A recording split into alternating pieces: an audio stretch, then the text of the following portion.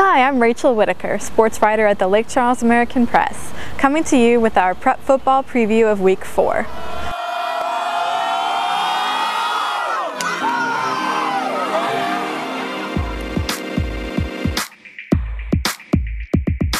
I'm coming to you from Washington-Marion High School, where the Charging Indians will take on Wossman at home on Friday night. Both teams are coming off losses, with Wossman at 0-3 and Washington-Marion at 1-2. I talked to Washington-Marion head coach Freddie Harrison about the team's most recent loss to Crowley and how they hope to rebound. Coming off of a tough loss against Crowley, 6 turnovers, what went wrong in that game? A little bit of everything went wrong, and you got to go back and try to go to the drawing board and fix what happened. Had a lot of miscues, a lot of misreads in the game, and we got to make sure that the kids understand that the importance of the football. The football is the most precious thing on the gridiron, so we got to make sure that we take care of it. And in practice this week, what has the mood been like to try and fix those mistakes? The mood has been the same as every week. We hadn't changing anything. We're not going to change anything. We're just going to make sure that the guys understand the importance of protecting the football. It's not nothing that our opponents are doing. It's just us miscuing at a certain given time. You go back and look at the last 2 games. I mean, 11 turnovers in 2 games.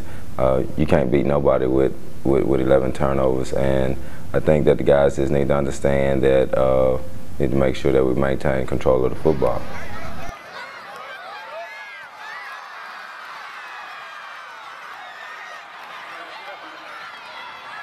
And Coach, with Wossman coming to town this week, I haven't had a chance to look at them. What makes them dangerous? Real athletic bunch, they can explode at any time. Right now they're 0-3, but they're probably one of the better 0-3 teams you'll see.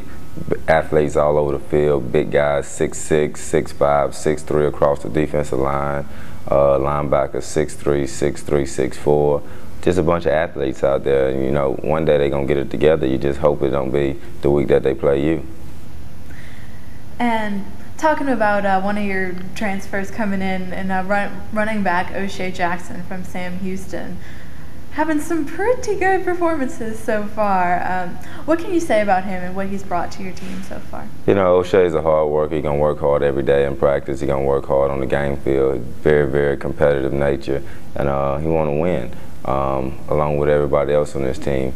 He just added the attitude that he's been in a program that's been successful, and just trying to make sure that these guys understand what they need to do every day in order to be successful and to win football games. He's a highly talented running back, and we want to make sure that we give him the opportunity to showcase all his skills.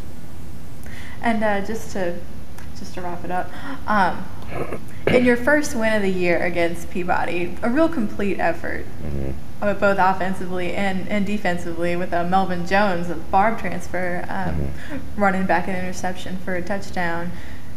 Do you think that your team can get that complete effort back this week and in 2 weeks as you head into district play? Yeah, I think it's nothing really that, like I said, nobody's doing to us in order for us to be in the situation that we are in. The thing that's hurting us is us. You can't keep burning yourself. You got to make sure that offensively that we executing and we can protecting and controlling the football. And defensively, I mean, I can't complain about the defense. Defense has been playing real well for the last 4 weeks. And special teams hasn't hurt us at all. The only thing that's really been hurting us as a team is the offense turning the ball over. And you got to point the finger where the finger needs to be pointed at. We need to control and do away with turning over the football. All right, Coach. Thanks for joining us today. As Coach Harrison talked about, O'Shea Jackson has been the catalyst for the Charging Indians running game this season, rushing 39 times for 308 yards and 3 scores.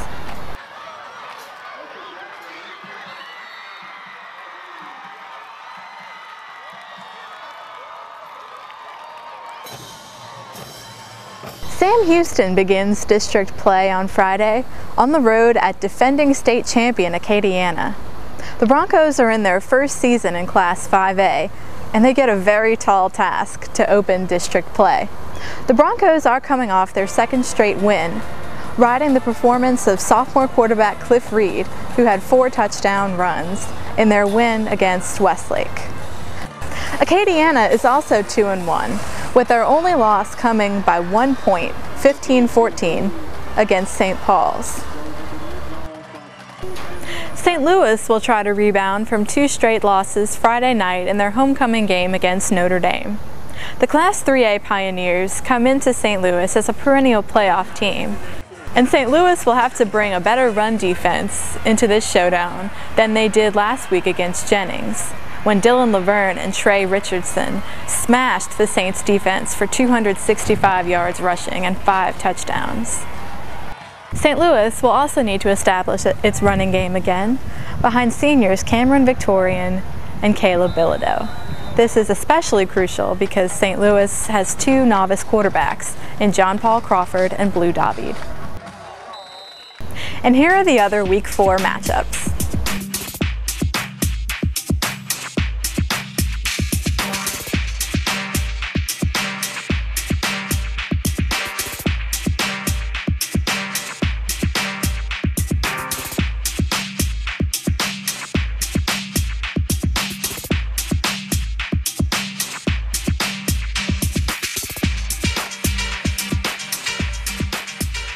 Be sure to tune in to AmericanPress.com on Monday for a roundup of this weekend's action, and next Thursday for a preview of Week 5.